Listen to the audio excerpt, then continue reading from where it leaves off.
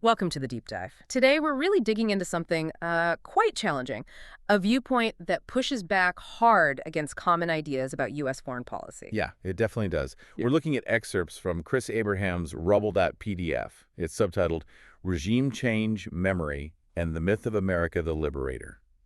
So you can tell it's personal and very pointed. Right. It's his specific take on how countries get reshaped, often by outside forces. Exactly, and it's deeply felt. So our goal here is to really unpack his main idea, what he calls the Doctrine of Rubble. We want to look at his arguments, his personal stories, and just clearly present his perspective as it's laid out in the source material. Not taking sides, just understanding it. Okay, so let's start with his core stance. He's really clear. He says he is totally against regime change. Totally against it, in any form. Yeah, any form. He lists them. Bombs, drones, NGOs, IMF leverage, NGO soft power psyops, or the velvet glove of democracy promotion. All of it. Wow. So NGO, soft power psyops, velvet glove.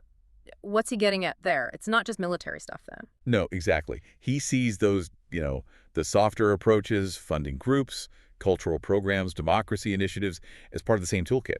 Maybe less violent on the surface, but still aimed at manipulating things internally. Okay. He argues that all these methods, the loud and violent and the sly and nudged, aren't just mistakes.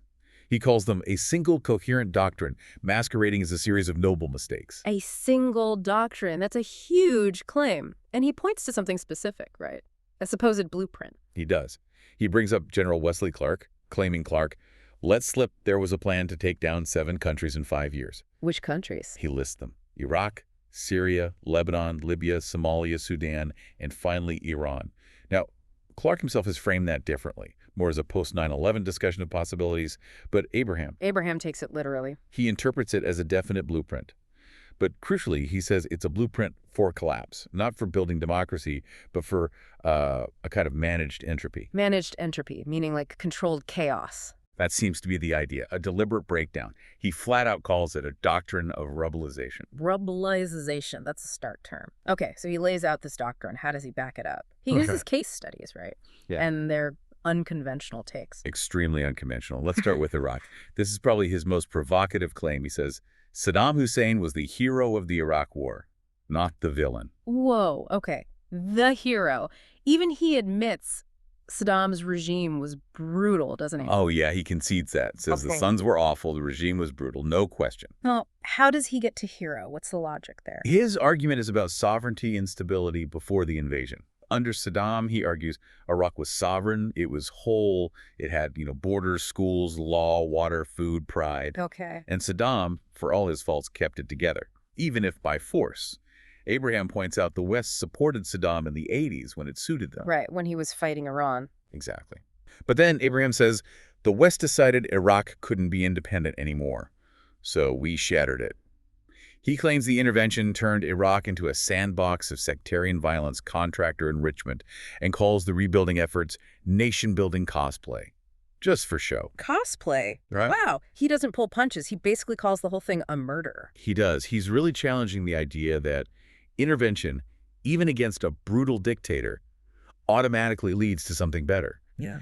He seems to value the pre-existing, albeit flawed, coherence of the state. And does he see a similar pattern in, say, Libya? Very much so.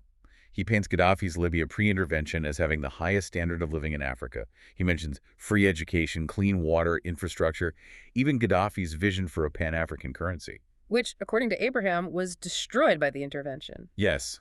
He says simply, we blew it up. And the result: open-air slave markets, chaos, warlords. And yet he points out it's still often called liberation. He definitely sees a disconnect there. What about Afghanistan, another long intervention? Right. He notes the irony. The U.S. armed the Mujahideen against the Soviets in the 80s.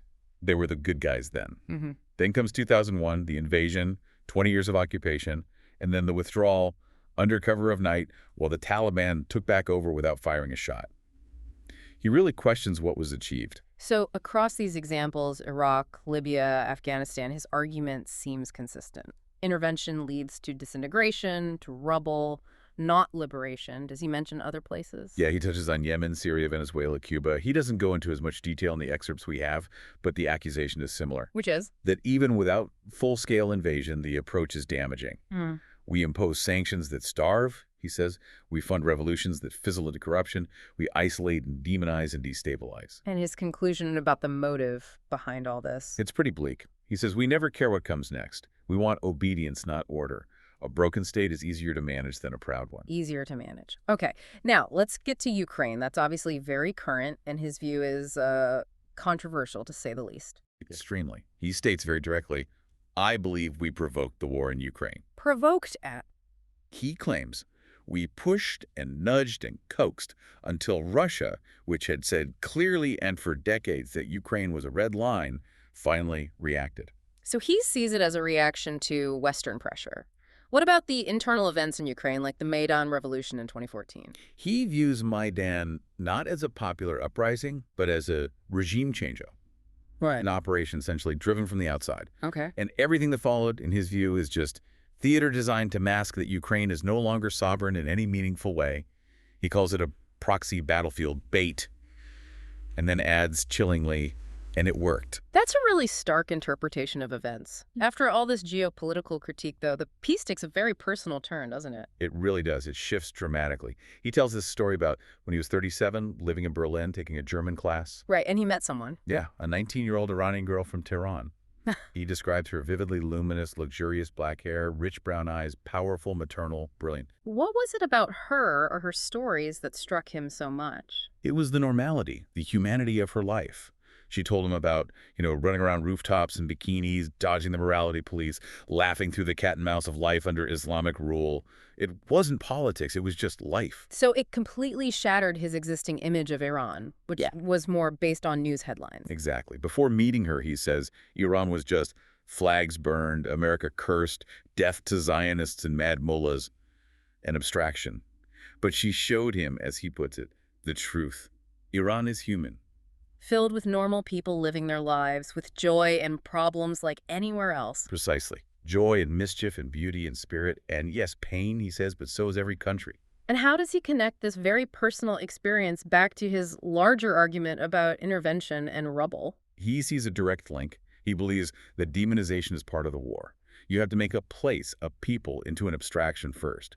First you make it evil, he says, then you make it rebel. So turning people into concepts makes it easier to justify destroying their countries. That's his argument. And this leads him to say, the devil you know is often better than the devil you invent with drone strikes and regime change budgets. His conclusion for the Middle East specifically is stark. It doesn't need more Western surgery. It needs to be left alone. Left alone. It's a philosophy of non-intervention rooted in recognizing shared humanity. He also talks about resilience, doesn't he? He does. He pushes back against the idea that these are fragile peoples. He calls them resilient, patient, strong. And then he has this striking line, human beings are suffering engines. Suffering engines. What do you think he means by that? I think he means we're built to endure hardship, to adapt. That resilience, not fragility, is our core nature. He follows it up with, we endure, we adapt, and we remember. Memory seems really key for him. Absolutely. And he sums up his view on intervention bluntly. Every time we try to liberate a country from itself, we make it worse. Why? Because our liberation is not liberation at all. It's a business. It's a strategy. It's empire with a nicer font. Empire with a nicer font. That's quite an image. So wrapping this up, what's the core takeaway from Abraham's perspective? His belief is unwavering. I believe we are often the villain, he states. I believe we need to stop pretending our interventions are benign. And the antidote for him isn't necessarily a different policy, but something more fundamental? It seems so. It's memory, he says. Particularly the memory of connection, of humanity, like his memory of that girl in Berlin. He sees that kind of memory, that human connection, as the antidote to propaganda. This whole piece, he says, is his record. His personal record against abstraction and demonization. Okay, that gives us a lot to think about. Here's a final thought for you, based on all this. Considering Chris Abraham's arguments, and especially his reliance on personal memory and human connection to challenge these big narratives, how might actively seeking out diverse human stories, stories beyond the official reports or the broad labels we hear, how might that change your own understanding of complex global events and what liberation really means? Something to chew on.